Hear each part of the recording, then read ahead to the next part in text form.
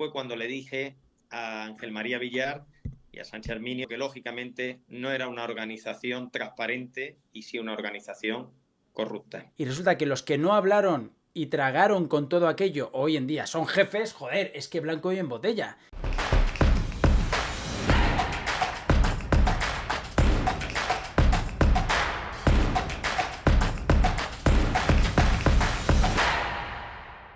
Venga, pues vamos con un poquito de salseo, que el día no ha dado para mucho, pero hay cosas interesantes con el perejil en todas ellas, o en casi todas, de Negreira, ¿eh? Porque ha hablado Capello, ha dicho cosas muy interesantes sobre, claro, algún día conseguiremos que Mourinho no se duerma en las ruedas de prensa. Es graciosísima esa imagen, no sé si la habéis visto, ahí lo tenéis, ¿no? Una pregunta larguísima, además en turco, madre mía de mi vida. Bueno, pues Mourinho se durmió. Por cierto, vuelven los purqués, he hecho una publicación ahí con esa foto, precisamente en homenaje a don José. Hola don Pepito, hola don José. ¿Os imagináis a Mourinho ahora en el Madrid? Bueno, es un sueño húmedo de muchos. Esto no va a ocurrir. Tenemos a Ancelotti, que también ha hablado. Pero, a ver, que me voy por las ramas. Eso, Mourinho en el Madrid, que sería una maravilla, y conseguiremos, a ver si conseguimos algún día, ya no lo creo, porque si ya han pasado 2 años y, hostia, no ha dicho nada, es muy difícil que ya diga algo algún día, pero no vamos a cejar en el empeño. Yo no sé en qué piensan muchos periodistas cuando tienen la oportunidad de hablar con Mourinho, como no le preguntan esto, joder. Sobre Negreira, ¿qué diría Mourinho sobre Negreira? Porque ya tenemos las impresiones de Capello. En una entrevista que ha concedido al diario El Mundo, de la que enseguida hablamos. Pero antes, esto de Cortegana, de hoy en The Athletic, hablando de las conversaciones que ya han tenido, a alguno se le está haciendo el culete Pepsi Cola, y alguno dirá, a ti, Miguel, ¿no? Pues, hostia, pues sí, un poco, con Xabi Alonso. Xabi Alonso para el Real Madrid a partir de este próximo verano.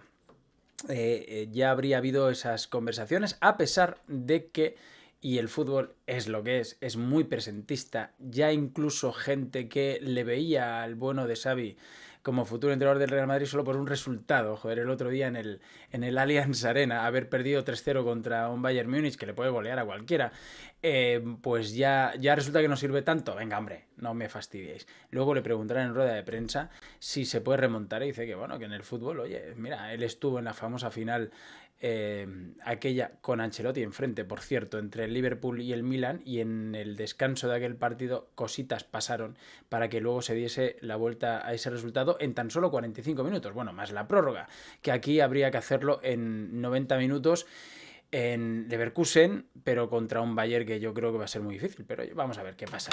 El caso es que se vuelve a hablar de Xavi, y esa información, y de Mario nos vamos a fiar, de Mario Cortegana, en The Athletic, que ya ha habido conversaciones. Porque por contra, Ancelotti, y precisamente hoy, además, no en respuesta a esta información, pero sí en una entrevista que ha concedido a un actor y director de cine italiano, por lo visto, ahora os digo el nombre, pero viene a colación esta frase de: no decidiré yo cuándo terminará mi aventura con el Real Madrid, lo decidirá el presidente. Y el Madrid lo que tiene que hacer, más allá de si ha decidido ya cambiarlo en verano, es desde luego hablar con candidatos, y el candidato más claro es Xabi Alonso. Con lo cual, si es verdad que el Madrid ha estado hablando con Xabi Alonso, es lo que tiene que hacer. Lo que pasa es que este año es un año raro, puesto que está el Mundial de Clubes, que va hasta mediados de julio, y hostia, cambiar ahí de entrenador va a ser muy complicado. Pero bueno, total, que es una entrevista que ha concedido Ancelotti a este señor que se llama Giacomo Poretti,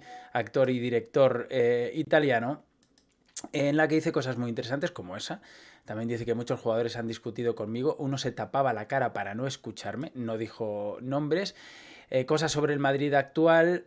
Dice: me gustaría ser una mosca para escuchar lo que dice un jugador cuando no juega y vuelve a casa. Seguramente estaría pensando en Güler, cuando el otro día dijo lo del entorno de Güler y el tiempo que pasa con él, con el turco, pero luego el tiempo que pasa a su entorno con el chaval, que es mucho más, y que a lo mejor le están pues llenando la cabeza de pájaros.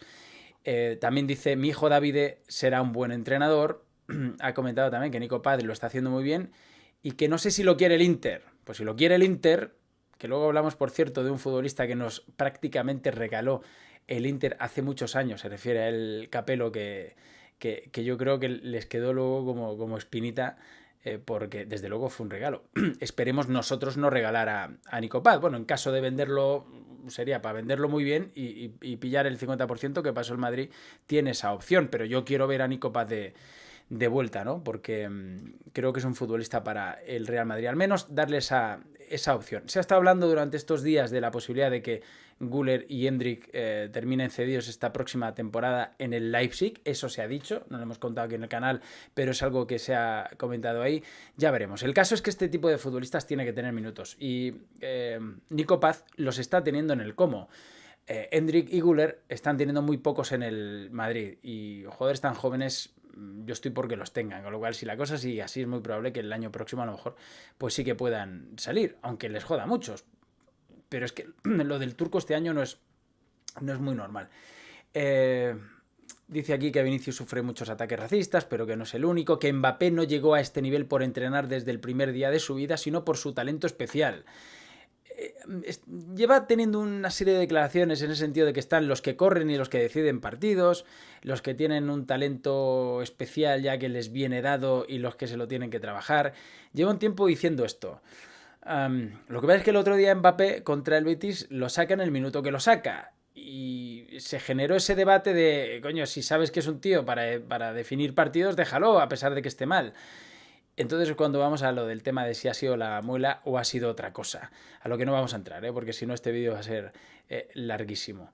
Y nada, habla aquí un poquito de Florentino, de mascachicles durante los partidos para no estar tan nervioso y calmar un poquito sus pulsaciones, etcétera, etcétera. Por cierto, que eso ya lo sabíamos, que ya lo he comentado en otras ocasiones.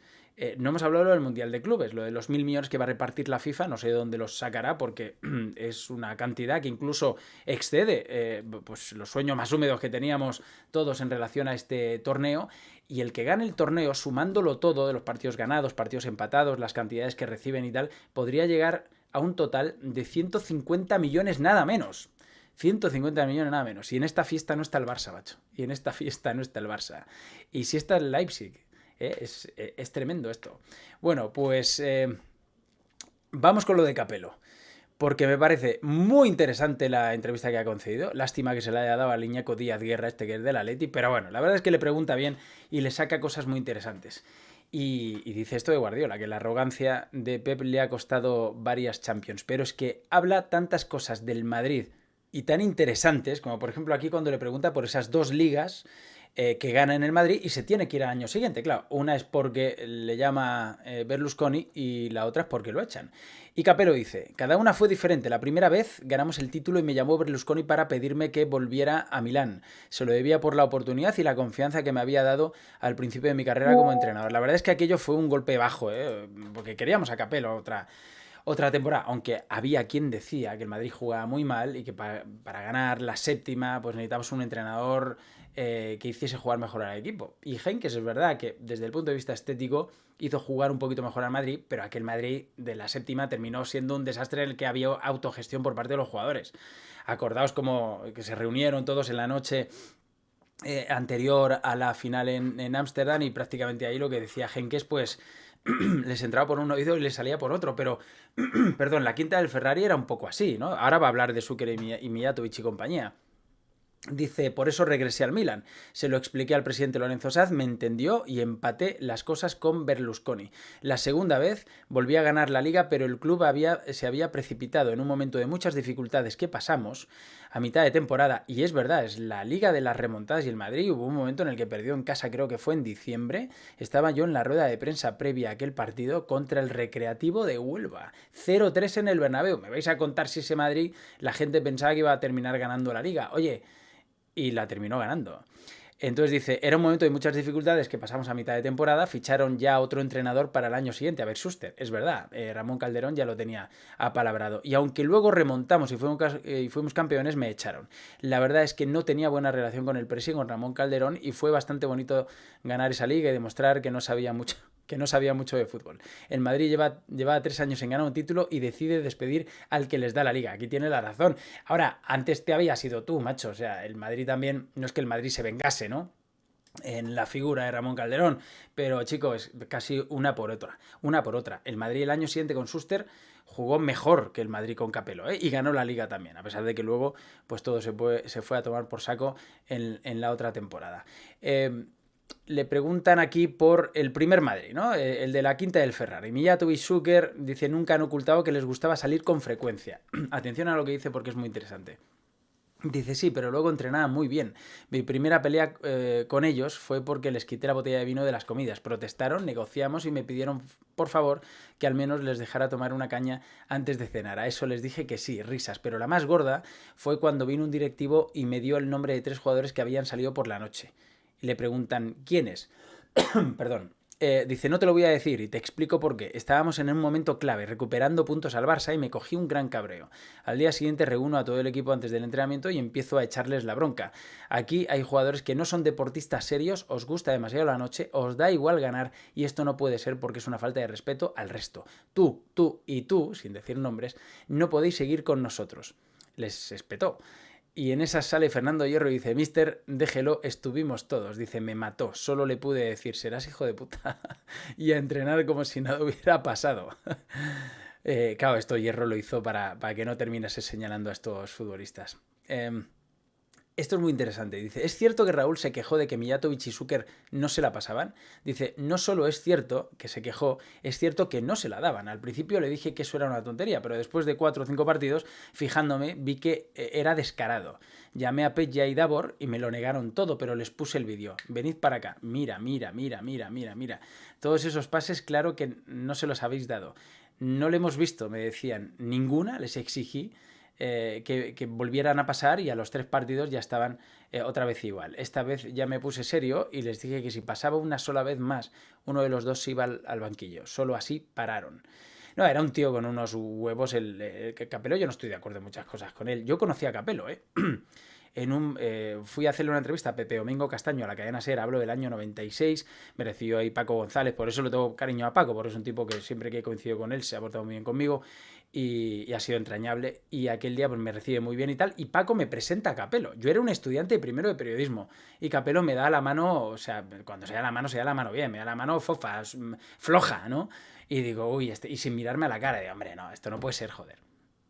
Pero bueno, es mi recuerdo que tengo personal con Capello. Está claro que luego también, en el sentido de mano dura, el vestuario y tal, me gustó. Y me parece que es un tipo que luego reconoce cosas como la de Raúl, porque ahora va a hablar de él. Dice que si no le dio rabia luego que el Madrid ganase la 7ª la siguiente temporada. Dice, no porque hice lo que debía, pero parte de esa Champions es mérito mío. Esto es un poco también lo que piensa Mourinho con respecto a la 10ª, ¿no? Es un perfil muy parecido el de Capello con Mourinho, ¿no? Dice que el fichaje que lo cambia todo es el de Roberto Carlos al Inter. Dice que todavía no entiendo cómo pasó. Bueno, muchos de los que estáis escuchando esto, que a lo mejor no vivieseis la época aquella, es que la época aquella fue un subidón de la leche. El verano del 96, una serie de fichajes, Mijatovic, Zucker, Roberto Carlos, Seedorf, iba a venir Karembé, que vino más tarde, Panucci también vino más tarde. Era una revolución en Madrid, una selección mundial. Y ya con lo que teníamos, Raúl, Redondo... Fue alucinante. Algunos, igual esto os aburre, otros que vivisteis esto como lo viví yo, es apasionante repasarlo, porque habla aquí de una cosa que no la habíamos escuchado de la boca de Capello, y es lo de el fichaje de Roberto Carlos. Dice, acaba de fichar por el Madrid, él, el entrenador. Dice, aún estaba en Milán. Me llama un representante y me dice, Fabio, el Inter vende a Roberto Carlos. Acordaos que al Inter lo entrenaba Hodgson, que era un entrenador inglés, que bueno, tendría su idea ese señor. A mí también me pareció muy raro, de ojo, este tío, Roberto Carlos, que hemos visto hacer cosas increíbles, ¿cómo es posible que lo vendan? Y dice, no es verdad, nadie es tan tonto, dice Capello. Y me insiste, te lo prometo, y cuesta 500 millones de pesetas. Y yo no me lo podía creer, es que ni siquiera era caro. Bueno, 500 millones de pesetas, ¿cuánto sería ahora? O sea, una minucia para lo que es el fútbol ahora, ¿no? Dice, yo no me lo podía creer, es que ni siquiera era caro. Le dije que solo me lo creía si me mandaba un fax con los papeles del Inter escritos y firmados. Dice que a la tarde le mandó ese fax, que llamó, de inmediato a Lorenzo Sanz y le dijo que viniera en el primer vuelo porque como se supiera que lo vendían a ese precio iba a ser la guerra. Claro, o sea, que solo lo supiese el Madrid. Y Madrid, dice, a las 11 de la mañana, el día siguiente estaba todo firmado. Fue el fichaje más rápido de la historia. Pero es que era una oportunidad, así te cambia el destino. A veces el fútbol es incomprensible porque está lleno de gente que no lo entiende. Quiero recordar que Capello llega, Roberto Carlos con Capello, y Roberto Carlos se va con Capello. Cuando se va Capello. O sea, es que está Roberto Carlos en el Madrid 10 años, ¿no? Porque no sé si ya Roberto Carlos está en la 6-7. Creo que no, ¿eh? Creo que se va, perdón, en la 7-8. Creo que Roberto Carlos se va en el verano del 7 cuando el Madrid gana aquella liga de las remontadas. Y termina haciendo 11 años en el Real Madrid, Roberto Carlos, ¿no? Y es cuando ya ha llegado Marcelo y se produce ahí el relevo. Recuerda lo del tamudazo y la temporada esta de las remontadas. Ojo, porque esto es creo que de lo más interesante. ¿Era el ocaso de los Galácticos una idea de equipo que chocaba con usted? Le preguntan. Dice, no. Dice, ya ni Galácticos ni nada. Zidane y Figo ya no estaban, Roberto Carlos ya estaba acabando y tuvimos un problema, y tuvimos el problema de Beckham. Había firmado ya para irse a Los Ángeles y en el Madrid esto no había gustado nada porque le habían ofrecido renovar. Así que Calderón y Mijatovic me pidieron que no volviera a jugar. Al principio obedecí, pero después de 10 días viendo que Beckham entrenaba como el que más, pese a estar apartado, dije, hasta aquí, es un jugador de Madrid y va a jugar. No sentó muy bien en el club, pero me dio igual. Dice, era lo justo. Pues yo pensé en su día que efectivamente Calderón no quería que jugase Beckham por haber firmado con Los Ángeles Galaxy, pero que a Capello le parecía fenomenal. Y mira, no le parecía bien. De hecho, yo recuerdo a Beckham estar en la pecera, que en su palco, arriba viendo jugar al Madrid, y este tío, y luego empieza a jugar y efectivamente se gana el puesto otra vez y hace un final de temporada fantástico. Y le preguntan por Ronaldo, Nazario. Dice, estaba Ronaldo. Y dice Capello, el mejor jugador al que he entrenado. Dice, lo eché. Dice, ¿cómo se despide a uno de los más grandes de la historia? Dice, soy yo. Él estaba gordo, no quería bajar de peso y le gustaba demasiado la vida alegre. Además, lo peor no era eso, era que arrastraba esa vida a los compañeros de equipo y me acababa creando un problema aún más grave. Le di la opción de adelgazar y comportarse. Dice, no quiso y fuera. Dice, no hay más. Pero igual que te cuento esto, te digo que Ronaldo sin las lesiones y cuidándose hubiera sido el número 1 de la historia al nivel de Messi y Maradona. Por un lado no pudo y por otro no quiso. Hay futbolistas que son así. ¿Recuerdas a Guti? Y le dicen, claro, dice, un talento increíble. Podía haber sido lo que le diera la gana. Yo hablaba con él todo el rato. Hostia, es que Guti, tío.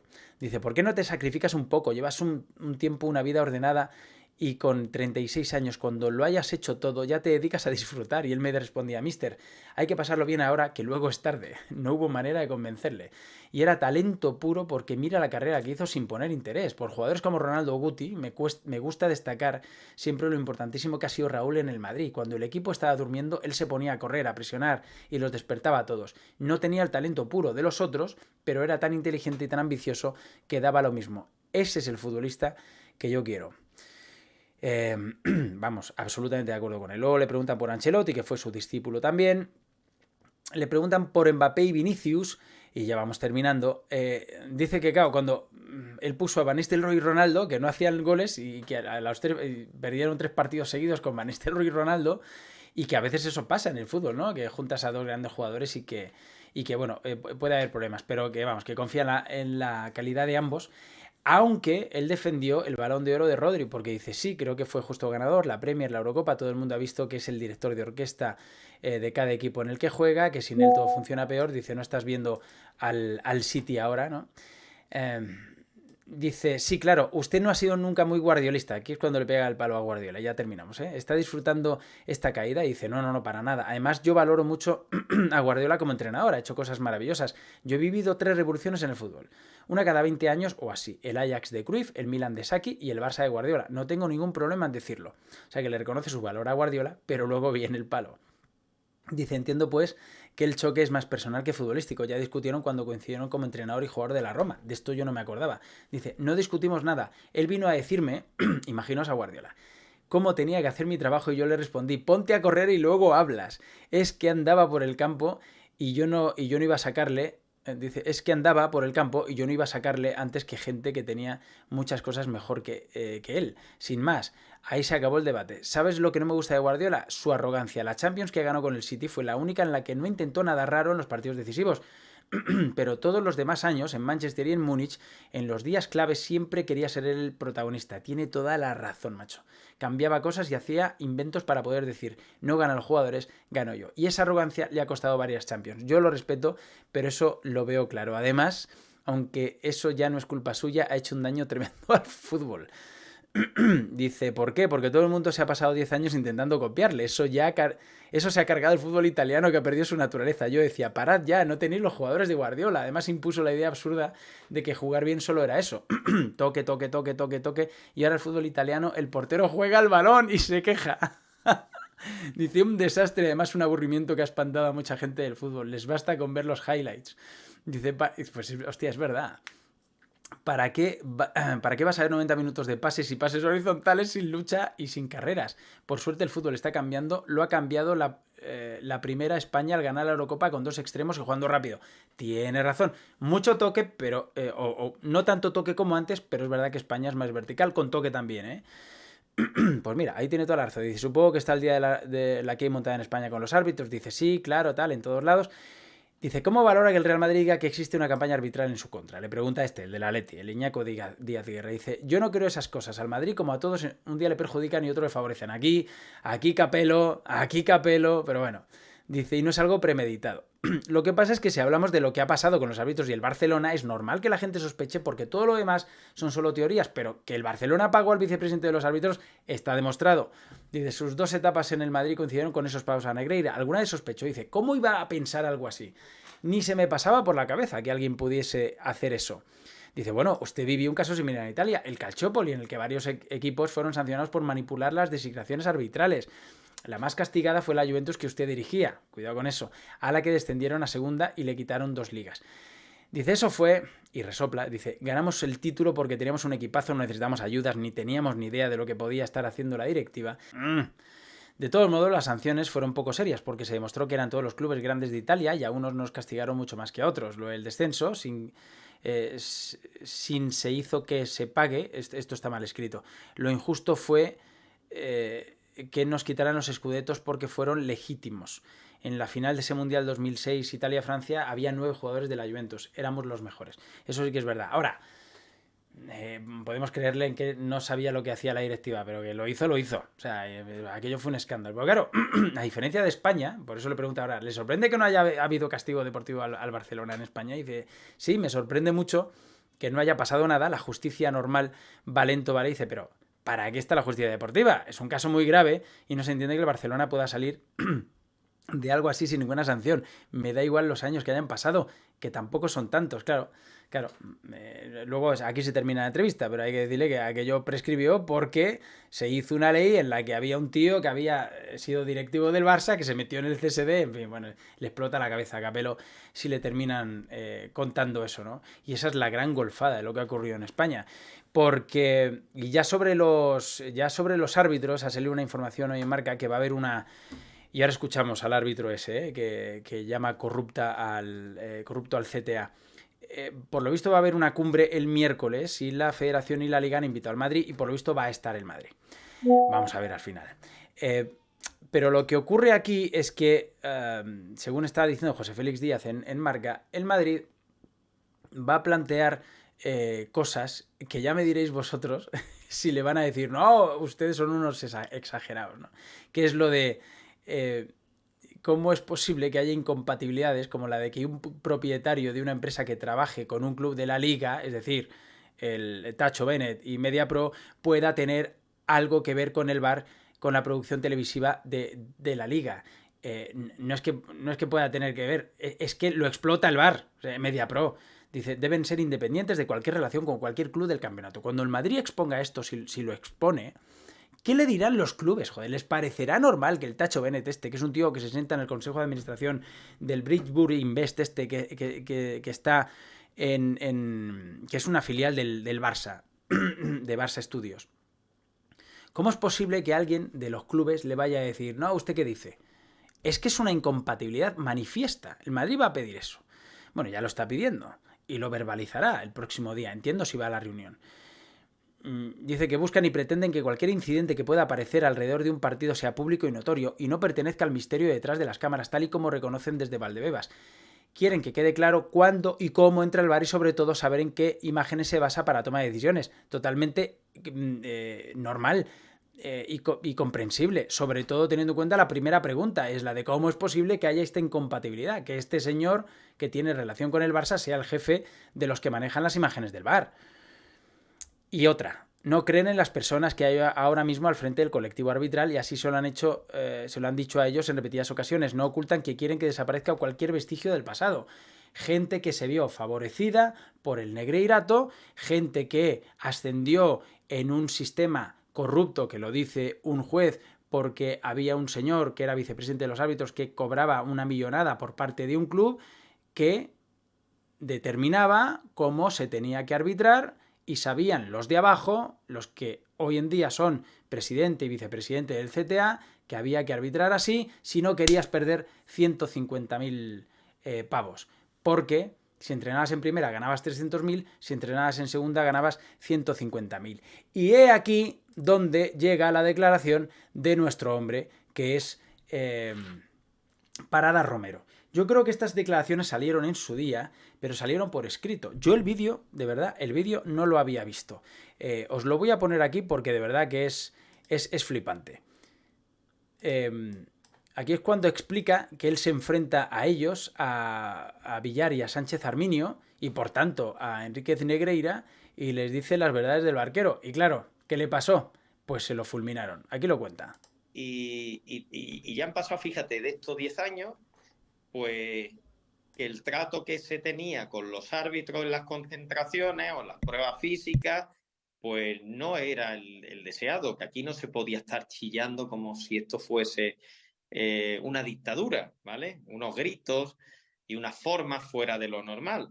Entonces, en su día, ya lo comenté, y mucha gente, los árbitros, la mayoría, lo hablaban entre pasillos, pero se tenía el miedo. ¿Pero por qué el miedo?